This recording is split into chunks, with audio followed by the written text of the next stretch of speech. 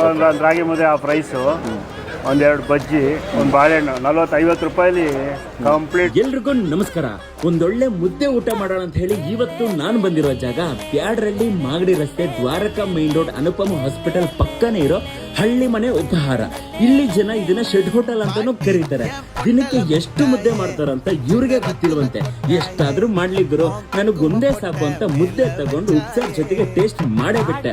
Best combination ಅಂತಾನೆ ಹೇಳ್ತೀನಿ ಗುರುವೆ. ಮಧ್ಯಾಹ್ನ ಊಟಕ್ಕೆ ಚಪಾತಿ ಊಟ, ಮುದ್ದೆ ಊಟ, ರೈಸು, ಆಮೇಲೆ ಮೊಸರನ್ನ ಸಿಗುತ್ತೆ ಸರ್. ಈ ಹೋಟೆಲ್ನ ಮತ್ತೊಂದು ಸ್ಪೆಷಾಲಿಟಿ ಏನಪ್ಪಾ ಅಂದ್ರೆ, ನೀವೇನ್ ತಗೋತಿರೋ ಅದನ್ನ ನೀವೇ ಲೆಕ್ಕ ಇಟ್ಕೊಂಡು ನೀವು ಹೇಳಿದ ಲೆಕ್ಕದ ಮೇಲೆ ಓನರು ದುಡ್ಡು ತಗೊಳ್ಳೋದಂತೆ.